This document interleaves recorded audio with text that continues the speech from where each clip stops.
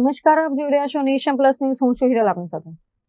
નર્મદા જિલ્લાના વડા મથક રાજપીપળામાં ગેરકાયદેસર બાંધકામો સામે હવે લોકપ્રતિનિધિએ મોરચો માંડ્યો છે. રાજપીપળા નગરપાલિકા વિસ્તારમાં આવેલી એક રેસિડેન્સી બિલ્ડિંગ દ્વારા વરસાદી કાંસનું પુરાણ કરી ગેરકાયદેસર દબાણ ઊભું કરાતા નાંદોદના ધારાસભ્ય ડોક્ટર દર્શના દેશમુખ મેદાને પડ્યા છે. રાજપીપળાની ડિગ્રી કોલેજ સામે વ્રજ કોમ્પ્લેક્સની પાછળ આવેલા વરસાદી નાળાને પૂરી દેવાતા આગામી ચોમાસામાં નર્સિંગ ટેકરી સહિતના વિસ્તારોમાં જળબંબાકારની સ્થિતિ સર્જાવાની ભીતિ સેવાઈ રહી છે. નગરની મધ્યમાં આવેલી આ વરસાદી કાંસ ક્યારેક 40 ફૂટ પહોળી હતી, તેને બિલ્ડર દ્વારા પૂરીને માત્ર 20 ફૂટની કરી દેવામાં આવી છે. ધારાસભ્ય દર્શના દેશમુખના જણાવ્યા અનુસાર આ ગેરકાયદેસર પુરાણને કારણે વરસાદી પાણીના નિકાલનો માર્ગ અવરોધાયો છે.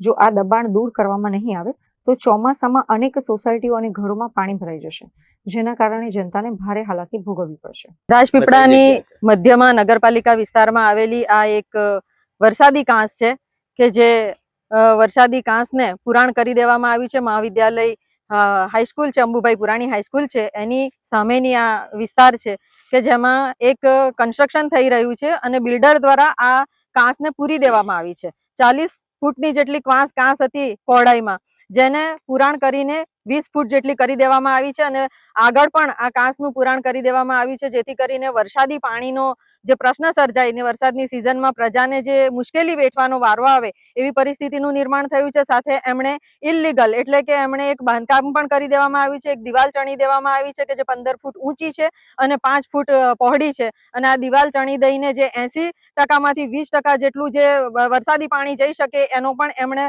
બંધ કરી દેવાય એવી પરિસ્થિતિમાં એમણે એ દિવાલનું બાંધકામ કર્યું છે. ત્યારે આ બિલ્ડર લોબીએ જે રીતના કામ કર્યું છે એના માટે છેલ્લા 1 વર્ષથી હું જિલ્લાના સંકલનમાં આ પ્રશ્નને ઉઠાવતી આવી છું અને એના પરિણામ સ્વરૂપ જ્યારે આરસીએમ એટલે કે મ્યુનિસિપલ કમિશનર સુરતની જે આખી બોડી છે કે જે સાઉથ ગુજરાતને હેન્ડલિંગ કરતા હોય છે, તો એમણે પણ આ કાંસમાં જે ઇલીગલ બાંધકામ છે એને તોડી નાખવા માટેનું એમણે કહેવામાં આવ્યું હતું અને જિલ્લા સંકલનમાં પણ અનેક વખત રજૂઆતો થતા જ્યારે જિલ્લા સંકલનથી આ પ્રશ્ન હલ ના થઈ શક્યો, ત્યારબાદ મારે આજે ત્યાં આરસીએમને ફરિયાદ કરવી પડી હતી અને ત્યારે એમણે જ્યારે હુકમ કર્યો કે ભાઈ આ ઇલીગલ બાંધકામ જે છે એ આ બિલ્ડરને કહેવામાં આવે કે તોડી નાખવામાં આવે, પરંતુ એમણે બિલ્ડરને કહેવામાં આવ્યું ત્યારે બિલ્ડરે નહીં તોડ્યું અને પરિણામ સ્વરૂપ નગરપાલિકા પોતાના ખર્ચે આ ઇલીગલ બાંધકામ તોડાવવા માટે તૈયાર થઈ છે. ત્યારે એમણે જે બાંધકામ કર્યું છે તો ઇલીગલ બાંધકામ કરનાર બિલ્ડર ઉપર આખી વાત આવવી જોઈએ, એમણે આખું આ બાંધકામ તોડાવવું જોઈએ. પરંતુ મને તો એવું લાગે છે કે આ બિલ્ડર સાથે કેટલાક સ્થાનિક આગેવાનો પણ સંકળાયેલા હોય, એમની સાથે કોઈક એવી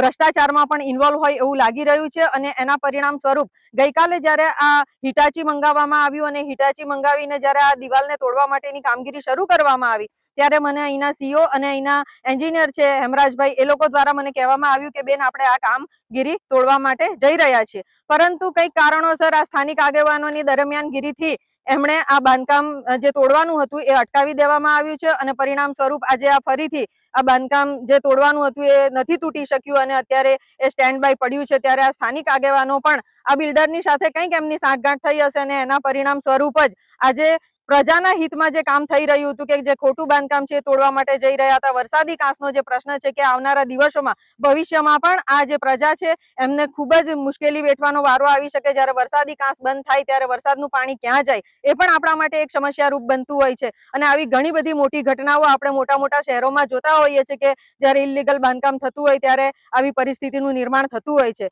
આપણા ગુજરાતના માન્ય સંવેદનશીલ મુખ્યમંત્રી પોતે પણ આવા ઇલીગલ બાંધકામ માટે ખૂબ જ સંવેદનશીલ છે અને દરેક વિસ્તારોમાં જ્યાં જ્યાં ઇલીગલ બાંધકામ થયું હોય ત્યાં તોડાવી નાખવા માટે એ પોતે એક બુલડોઝરની પણ તૈયારી સાથે એ વિસ્તારોમાં એ બુલડોઝર ફેરવડાવીને પણ ઇલીગલ બાંધકામ તોડાવતા હોય છે. ત્યારે ભારતીય જનતા પાર્ટીની સરકાર ખૂબ જ સારા કામ કરી રહી છે. ત્યારે કેટલાક સ્થાનિક આગેવાનો જ્યારે આ નાંદોદ મત વિસ્તારના રાજપીપળા શહેરમાં બિલ્ડરોની સાથેના સાંઠગાંઠમાં જ્યારે આવા કામો કરી રહ્યા છે ત્યારે આ વિષય હું માન્ય મુખ્યમંત્રીશ્રી પાસે પણ લઈ જઈશ અને આ વિસ્તારના લોકહિત માટે અને જનહિત માટે જે પ્રશ્નો ઉપસ્થિત ના થાય અને વરસાદી કાંસથી વરસાદના પાણીથી લોકોને પ્રશ્ન ઉપસ્થિત ના થાય એ માટેની હું રજૂઆત પણ હું સોમવારે જઈને માન્ય મુખ્યમંત્રીશ્રીને કરવાની છું. તો અત્યારે બાંધી રહી છે, પરંતુ એની અગાઉ પણ જે જ્યાંથી આ આવે છે ત્યાં આગળ 2 વાર 2 જગ્યાએ 2 બિલ્ડરોએ મકાનો બાંધી દીધા, વેચાણ બી કરી દીધું, લોકો રહેશે બી.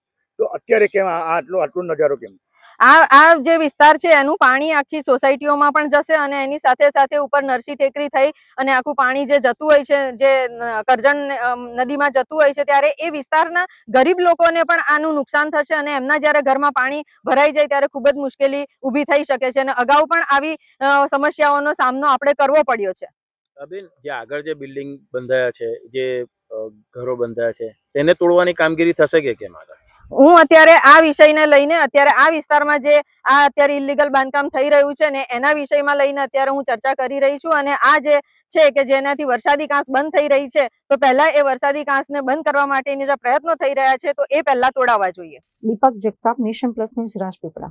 સમાચારોનો સતત અપડેટ મેળવવા માટે અમારી નેશન પ્લસ ન્યૂઝની યુટ્યુબ ચેનલને સબસ્ક્રાઇબ કરો, બેલ આઇકન દબાવો અને જોડાયેલા રહો ફેસબુક, ઇન્સ્ટાગ્રામ અને ટ્વિટર પર.